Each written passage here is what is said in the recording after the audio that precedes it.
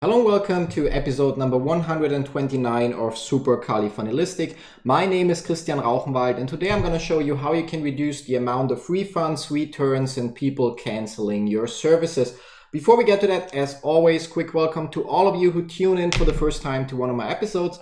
Make sure to hit that subscribe button down here so you don't miss out any future content.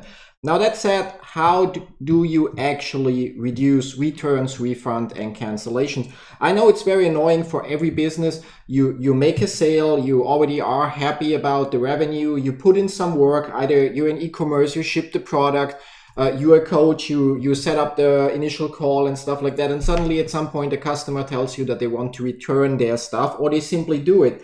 And one way to make sure, or there's actually multiple ways to reduce the amount of cancellations.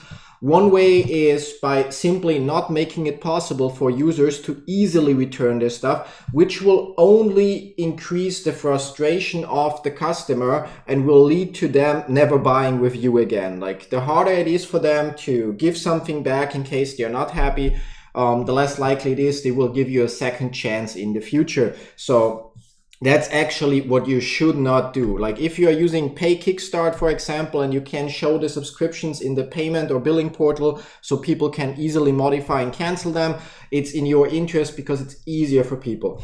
The first question you need to ask in order to be able to reduce the amount of refunds, returns, and cancellations is actually, why do people cancel? Why are they unhappy? It usually means they do not understand what they get out of your service, of your product. They do not see the value in it. Yes, in e-commerce, it may be in certain industries, like if you're selling textiles and clothing, the product doesn't fit, so there's not much you can do about that. But the main point is, in almost every industry, the crucial question still is, why do they want to return it? So that's why you should build a so-called cancellation funnel. Instead of having a simple FAQ page that shows them the steps they need to go through in order to cancel their subscription, send you the product back, and so on, what you actually need is a cancellation funnel that starts with one thing, depending on your service and industry, with an opt-in, and it shouldn't be something where they have to enter the name and email address, but depending on which systems you use,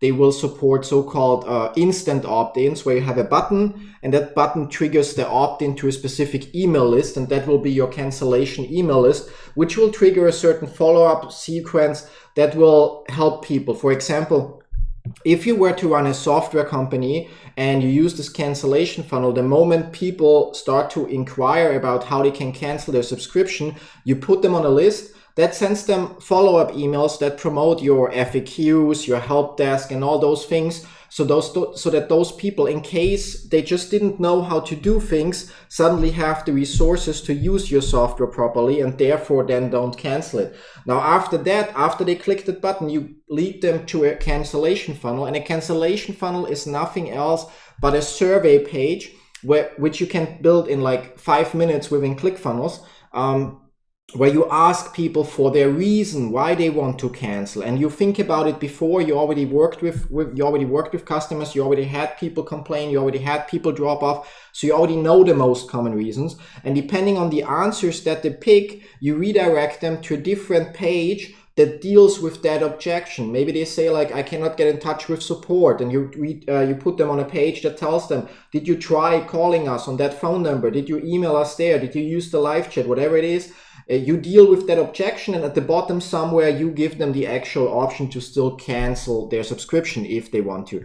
That's really the easiest way you can do it, because it will help you reduce the amount of cancellations, refunds, and return that you have. Because people, when they are in the mode like, okay, I don't need this software anymore, I don't need this tool anymore, I want my money back for that course, yeah. Maybe people would like to consume your course, but for some reason, because they're not as technical advanced, they are unable to access your members area, or maybe your members area doesn't work in Internet Explorer and they didn't consider trying Google Chrome. So they're so upset about trying to access the content that they then just simply decide, screw this, I'm gonna get my money back, yeah. So if that's one of the issues, maybe your members area doesn't work in a certain browser and you're aware of it, or that there may be issues in some browsers, then one of the options in the survey page is like, I cannot access the course materials. And then the FAQ page shows them how to do it and offers like maybe a YouTube video that shows them how to do it, that you embed on that page, and maybe offers like a phone support that they can call that walks them through the process, because you spend a lot of time and money to acquire that customer. So it's not a bad idea to spend a little bit more to keep that customer, to retain him, and to actually have you to have him like be happy about, and how to say, like compliment your way of customer service to deal with issues. Yeah, instead of just making it impossible for them. I actually signed up for a membership for like some affiliate stuff, and after the first month I already realized that it's utter crap. It's not worth the $37 that guy charged back then.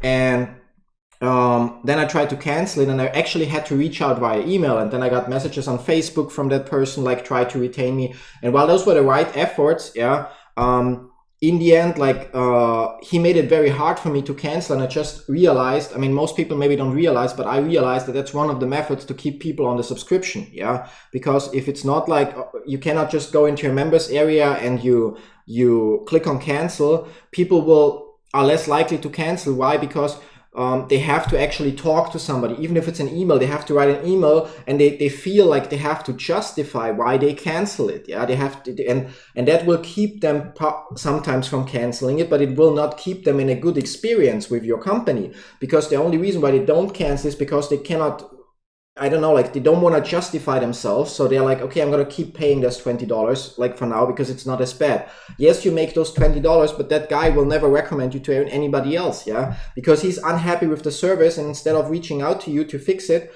because you put so much bricks in his way, he actually nothing changes for that client. By using a cancellation funnel and making it easy for that client to cancel, well, yes, some people will use that way to cancel, but you get feedback why people cancel. You can improve your course, and overall, less people will cancel, less people will return your product, less people will require or ask for a refund.